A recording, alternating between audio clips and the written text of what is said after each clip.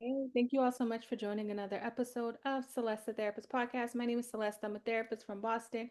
If you've never been into my podcast before, I want to say thank you so much for coming through. I appreciate you. What I do on this podcast is I talk about things that we're going through and I work on helping you think about ways to deal with them with really practical steps. I'm a very practical person. And today we're talking about getting grounded in the midst of chaos. And so I am a real therapist for people that's never been here before, people, because my tagline is Celeste the Therapist, and people say, "Are you really a therapist?" I'm really a therapist. And I've been a therapist for well, I've been in the mental health field for over 20 years, and I've been a therapist since for 15 years.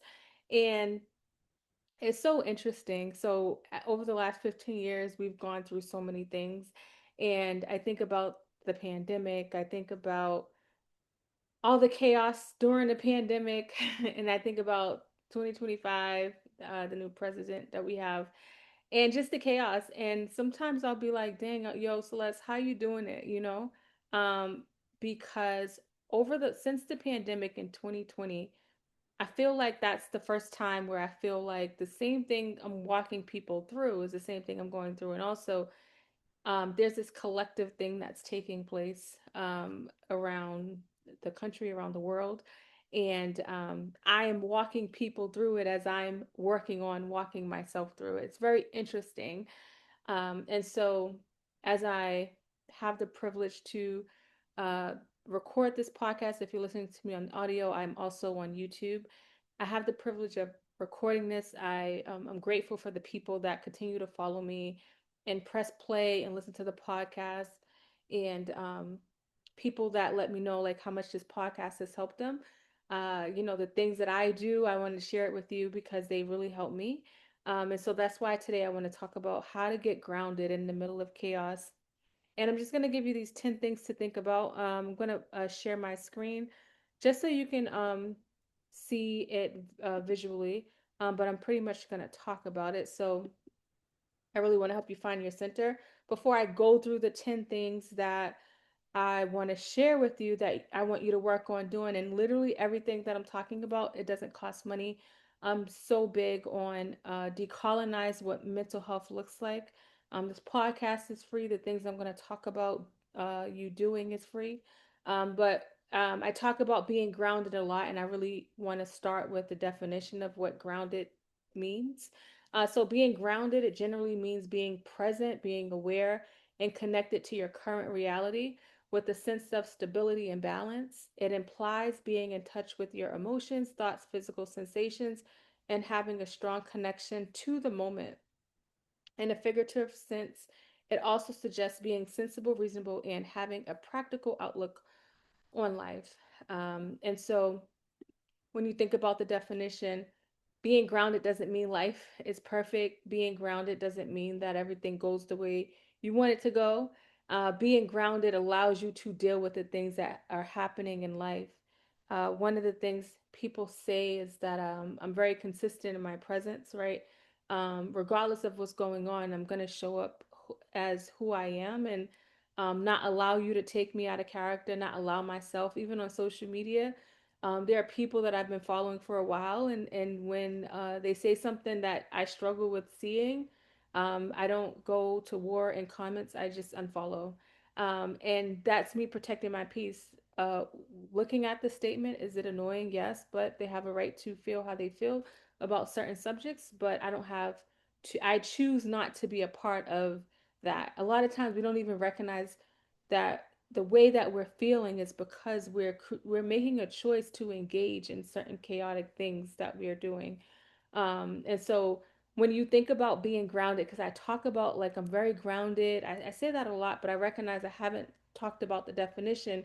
When I talk about being grounded, that means I'm very aware of what's going on, my physical body and how I feel. Side note, like I've been eating really, really clean lately in this period cycle.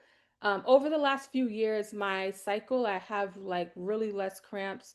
Like it's not as heavy and bad as it was before. This is such a side note. But if you listen to the podcast, you know I'm always going to do a quick side note.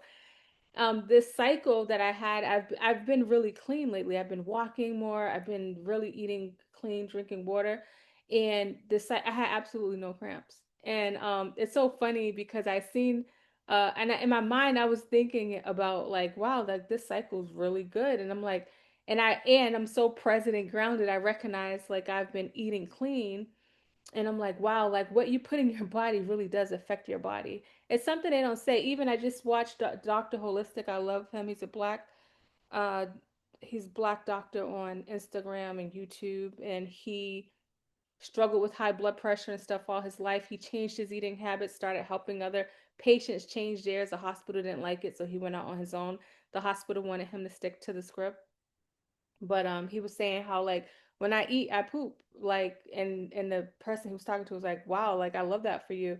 And he said, this is what it's supposed to be all the time. And so we don't even realize, like I talk about the mind and how we hold on to pain, and we literally hold on to so much crap in us, because we haven't been taught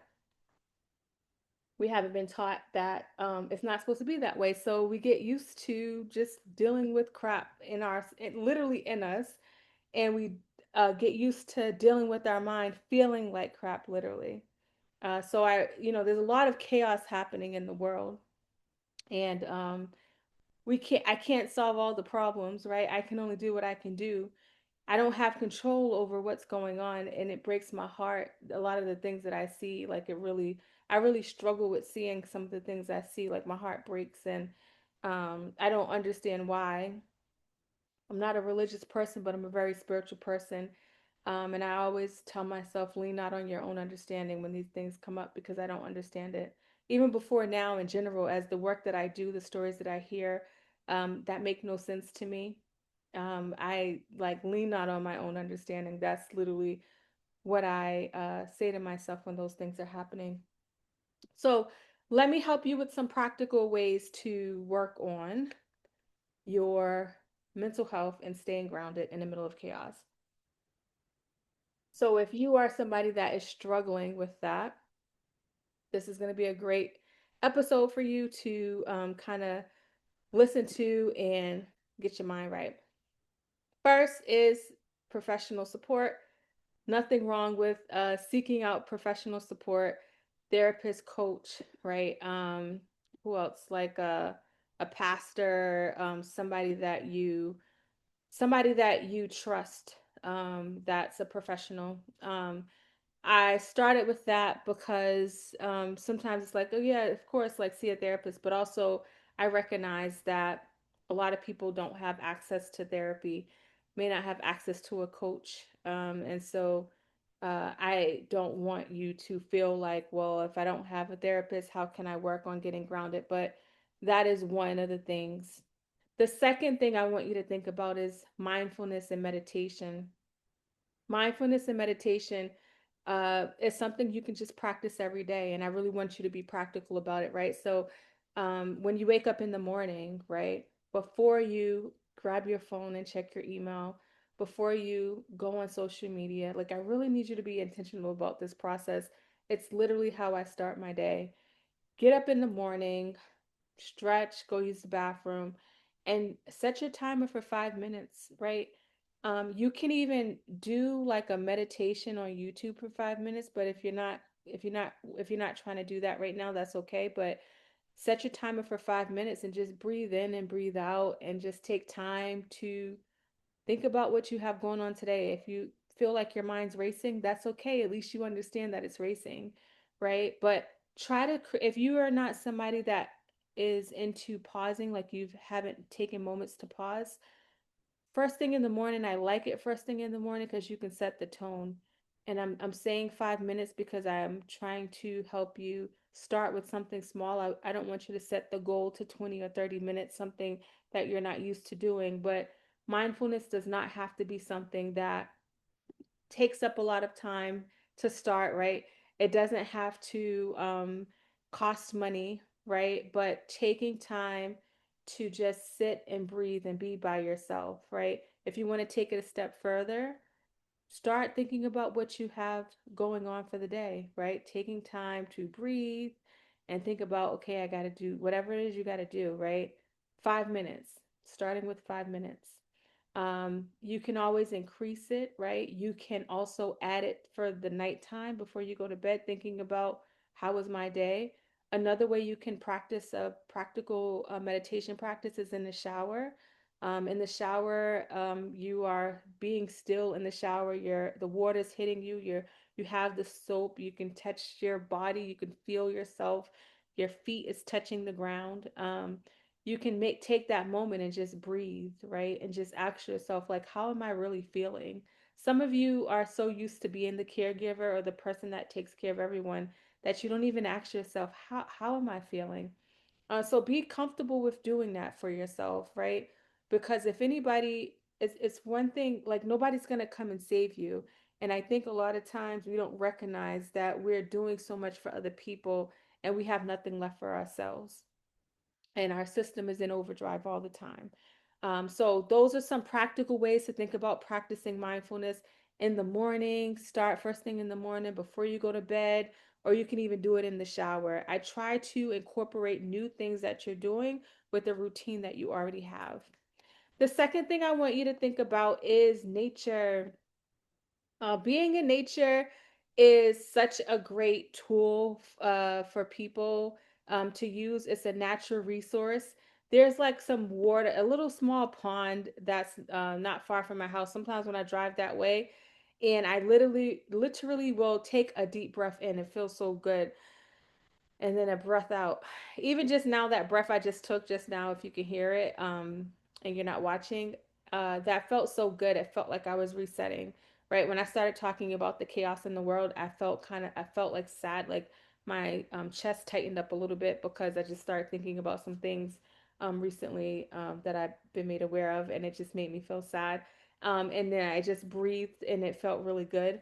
But spending some time outdoors and just sitting still in nature can be really helpful. I happen to have some hiking trails near my house, but even if you don't have hiking trails, like get walk out in front of your door and get some sun.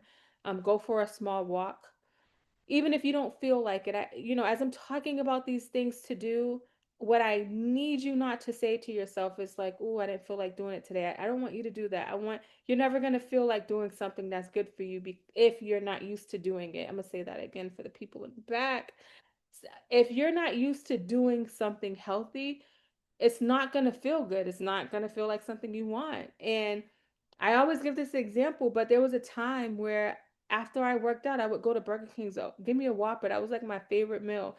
And I'm not knocking Whoppers, but that's crazy work to be going to the gym and then going to Burger King's after. Like, make it make sense, Celeste. And when I learned that I was doing it all backwards, I went and got a bunch of greens. And I tell this story a lot, and I was like, yes, I'm on this healthy journey, and it took time for me to figure out how to make this stuff. The stuff that I brought um went bad. Even when I tried it, it tastes disgusting. I didn't know what I was doing. So I said, all right, Celeste, let's just start with breakfast. I started making smoothies for breakfast, and over time my taste palette started to change, and it tasted really well. It tasted so good. So from breakfast to lunch to dinner, that was my daughter's 12, so that was about maybe 11, 10 years ago. Today, like, I can't do fast food.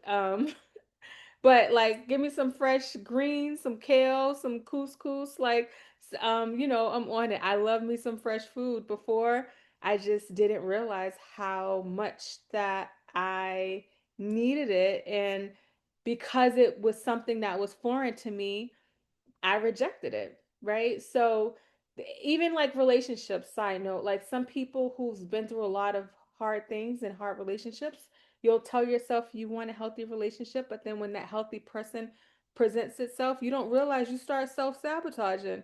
I literally did that. You would self-sabotage and not realize it, but there's this rejection that takes place because you're not used to chaos. You're not used to all the you're used to chaos, you're used to trauma. And so if none of that's happening, it's kind of scary.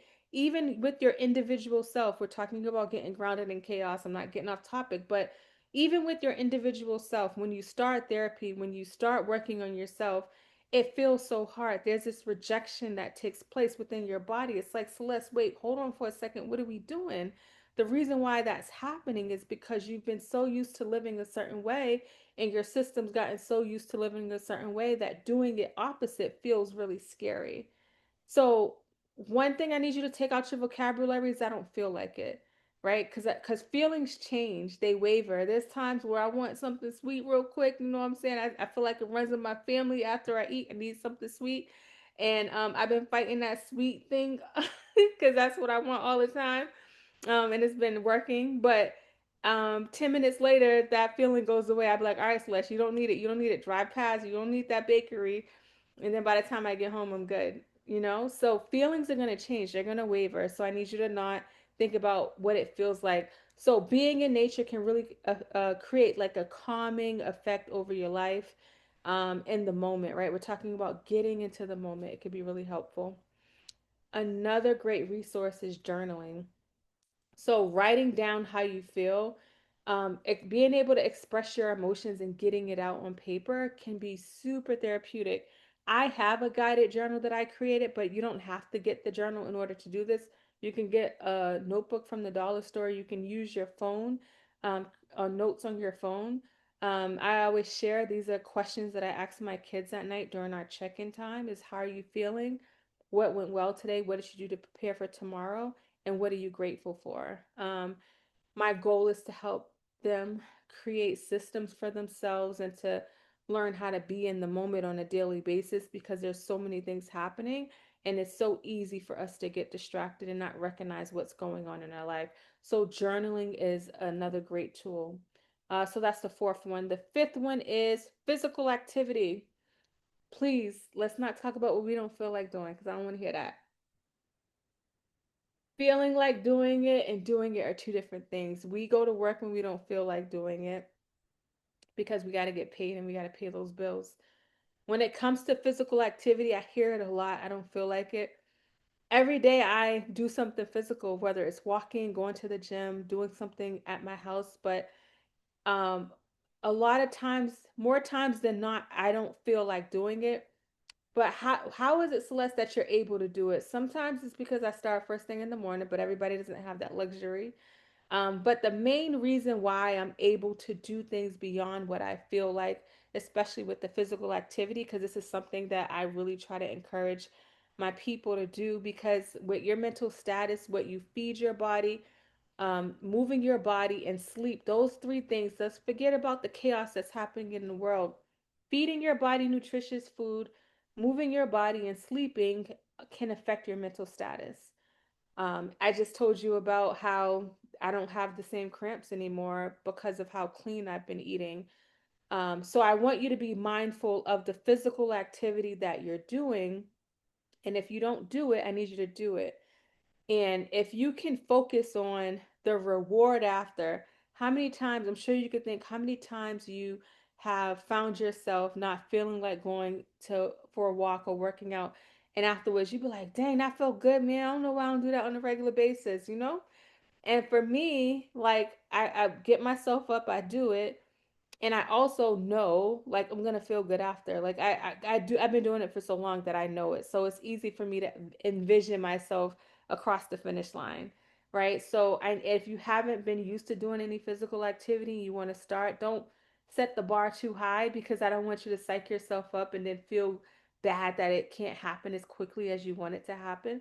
But what I want you to do is try 15 minutes, right? Go outside go for a 15-minute walk, even if it's up and down your street. If you're not ready to take that step outside, up and down your stairs around your house.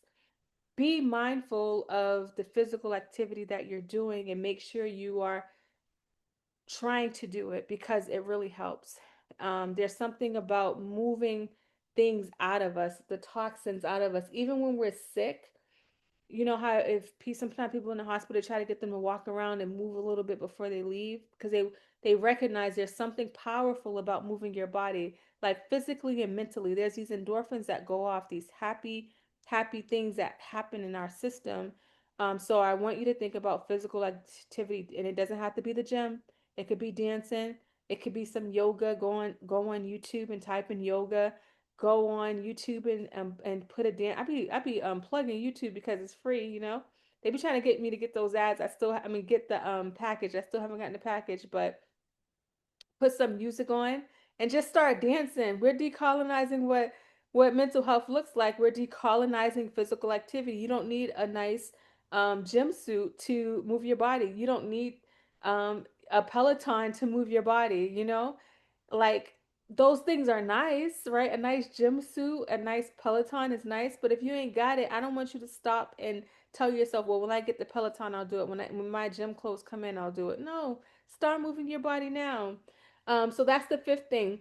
And these are in no order. All of these things matter, right? And I want you to think about like, what can I start today if none of them you've been doing? This next one is important, please. Like digital detox. Please do me a favor and check out how much screen time on your phone that you've been utilizing social media, that you've been playing games, because it's not just social media. Them games are addictive.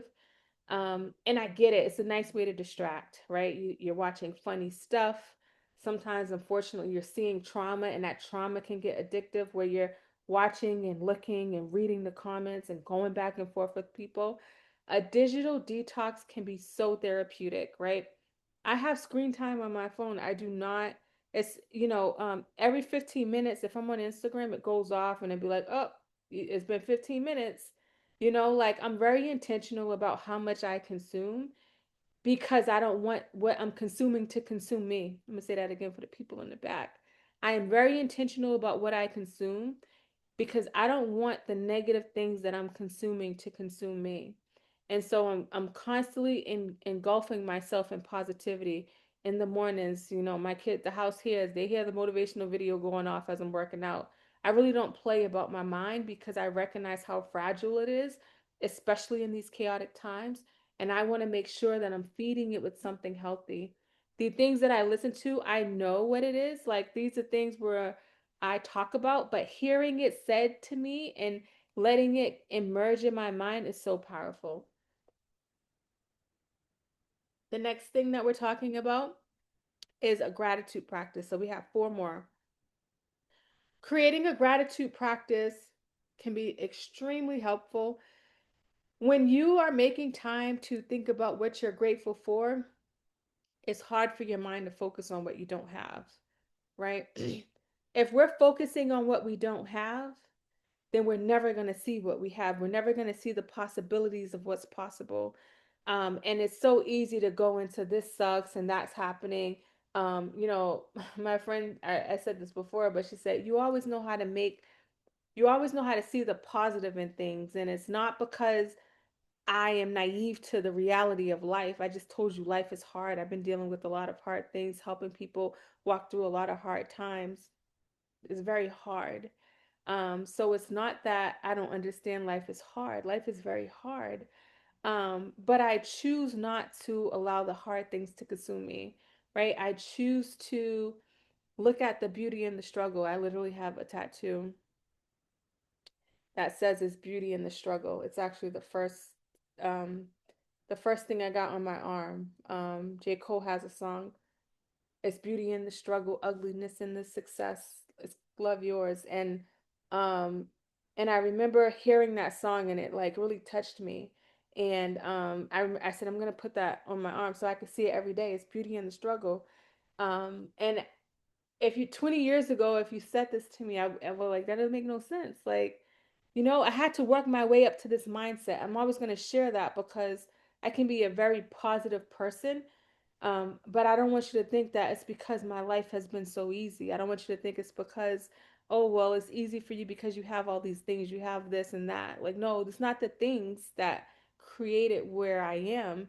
It's my intentionality with my mindset that got me to this place. Because there's people with way more things than me that are way more miserable than you, So it's not the things that allow for my mindset to be what it is.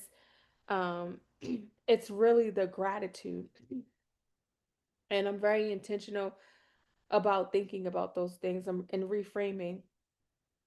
I wanted to go for an hour walk and I only had 40 minutes. And I remember saying, oh, it was only 40 minutes as I'm looking at my timer. And then immediately I was like, nah, Celeste, you did 40 minutes. It wasn't only 40 minutes. You did that. Like my voice is so powerful that it's hard for you to change it. Like there's nothing you can say to me that can change how I feel because the voice in my head that I have is going on 24/7. So I'm not going to let you change up how I feel. So creating a gratitude practice, the questions I ask my kids, what are you grateful for? That's one of the questions that I ask them, and I'm clear about today. What are you grateful for today? It forces them to go back into their day and think about what happened today and how they're grateful for it. So, creating a gratitude practice can be extremely, extremely helpful. Connecting with others is a great one. Um, I know that sometimes people don't have healthy people in their life, and I'm not naive to that fact. I understand, my closest friends I met as an adult, there are people that I grew up with that I don't talk to anymore. I recognize that we weren't in alignment, right? And I had to grieve that relationship, and it's okay, those relationships. But connecting with others, if you have family support, that's great. If not, find a community online. There are so many positive communities that are going on. Currently, the stuff that I have is only in person, like the somatic classes at my wellness center. I'll talk about that at the end, are only in person. But my goal down the road is to create a digital platform, right? So people can practice the things that I'm offering, not just in person, but online. Um, there are groups, there are free groups. NAMI is a great group in the United States. There's chapters in every state. And some states have Zoom components to it where you can join a support group online, right? So find your tribe, right? Try to connect with like minded people. There's something powerful when you are connecting with like minded people and they get it. It's like, oh, yeah, you get that. Um, I've helped people connect with different platforms and groups that are in alignment with what they're going through, whether it's eating disorder, some kind of addiction. And they come back and they're like, oh my God, it was so amazing. Like these people get it. Like they're my community, they're my family. And I want you to think about that. I know sometimes it's hard when you've been hurt, but staying by yourself in isolation, especially when you're struggling, is a really hard place to be, because you'll find yourself starting to believe the negativity that's happening in your head. So if you are finding yourself very isolated, I would encourage you, even if you're not ready to do anything in person, to find a digital online platform with like minded people, whether you're going through depression, anxiety, some trauma. Don't do it alone. I don't believe we were meant to do life alone. Um, the last two things, creative outlets, though that's really helpful. Engaging in things like painting, drawing for people that are creative. I'm not a creative person. Well, I guess people would say I'm creative with some of the things that I do, but as far as like painting and drawing and stuff, it's just not my jam. But I have a lot of people that I know that I work with, they love it, like it's their jam. In my guided journal, I ask, how are you feeling? But I also have a little circle face where people can draw in how they're feeling because I recognize that there are just creative people around the world. And when you're not tapping into that creativity, there's something inside you that feels like it's dying, right? Even if it's not about making money, there's some nurses that are saving lives, but they also are drawing and coloring because it just feels good to them. So, creative outlets is something that can be really helpful. The last thing I want to say about getting grounded, right, in the middle of chaos, right? Take what you can from this, right? Leave what doesn't work, but there a lot of these things that I'm talking about are very practical, or things that you can start right now in this very moment. But the last thing is establishing a routine. Creating structure in chaos is the best thing that you can do. When the pandemic happened, and I remember I'm like, I didn't know what was going on. We didn't know what was going on. But then I'm working with people, helping them. Like, and I said, you know what? Let's start with the routine. A routine allows your mind to settle down a little bit, right? So if all you do is go to work and come home, try to create something where you're intentional about it, like a mindfulness practice, a gratitude practice, a walking thing, right? Try to allow yourself to create systems where you're not just going the way with the wind blows. You know how like a leaf, the window's open, I'm looking outside, like a leaf can like fly, it's there, but then it's over there. If a wind comes, it's gonna blow there. Don't be like a leaf just like blowing everywhere, right? Get grounded on, and getting grounded, you need some kind of systems, you need some kind of routines. So, and you need some times where you're allowing yourself to take care of yourself, because if you're not doing that, then when somebody calls you and they need something, you don't recognize, oh wait, I don't have the capacity to do that now. Or even picking up the phone. Some of you are picking up the phone and you're letting people vent and talk to you about things you don't want to talk about. Work already left at 9 to 5, at 7 o'clock, and y'all still talking about the same thing. And you're trying to figure out why you can't sleep, why you're ruminating on work, why it's Sunday and you're thinking about, oh my gosh, I got to go to work Monday. So then you don't enjoy Sunday. Create a routine. Start to be intentional about what you put your focus on, because your mind can only go at the pace that you take it. If you are not allowing your mind to bring in gratitude, to smell the roses, to be in the sun, right? To journal, to be creative. If you're not allowing your mind to do that and you're just scrolling on social media, playing games, and watching the news, then that's where your mind is going to be, right? Your mind's going to be like a leaf, which what's happening today. If I'm in this place, all right, we're fearful today. But if that's not the life you want, then you have to work on creating systems for yourself. So I hope this was helpful. I hope this makes sense. I want to share some of the offerings that we have coming up for July at my center.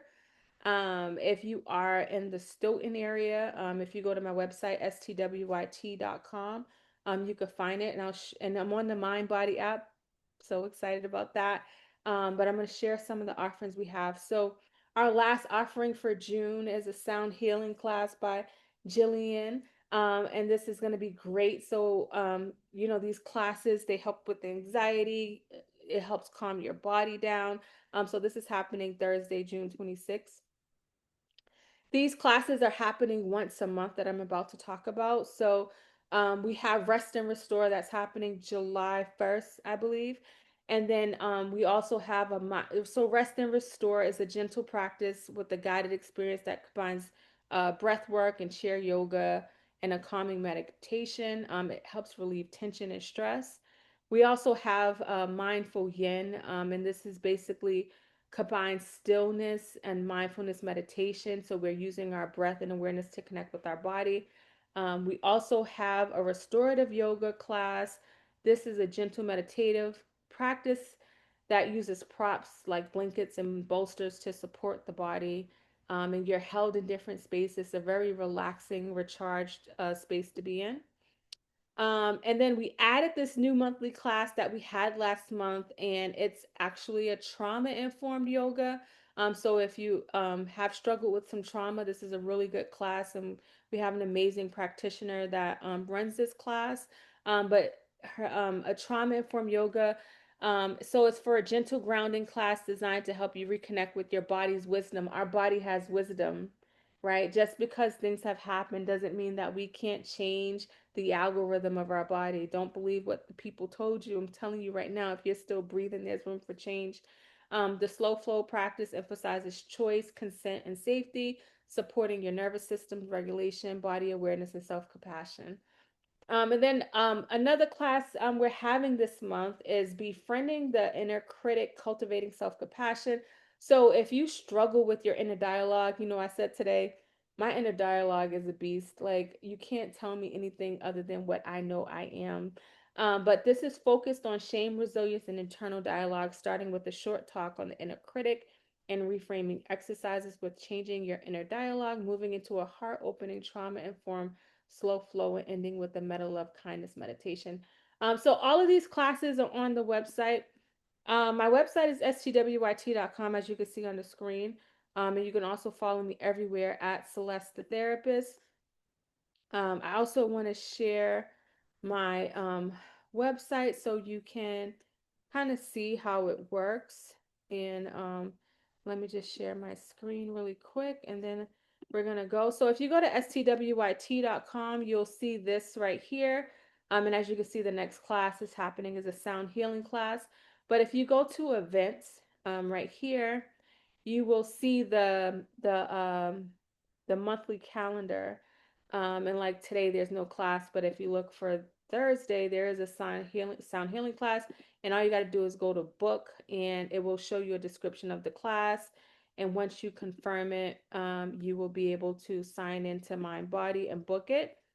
My goal is to have classes throughout the week, right? So we started with one, then two, then three. Now we have four monthly classes. I added a fifth one. You can look at the full calendar, and like our next class is July 1st, I believe. So I'm gonna go here, and here it is right here. And then if you scroll down, you can um, see it this way too, where it gives you descriptions of the classes, and you can look at the schedule that way as well. So stwyt.com, you can find those everywhere. I just want to say, thank you so much for rocking out with me. If anything I ever say resonates for you, understand you have the power to create change, but first you got to have faith to believe in yourself. And when you have faith, when you start believing in yourself, I promise you nobody can take that away from you, baby. Thank you all so much for rocking with me. Don't forget, I'm on Instagram, Facebook, YouTube. These episodes are on YouTube, so definitely holler at me, give me a like, share the episode. And on social media, my wellness center is STWYT, and my name on social media is Celeste The Therapist. Until next time, beautiful people, I will talk to you later.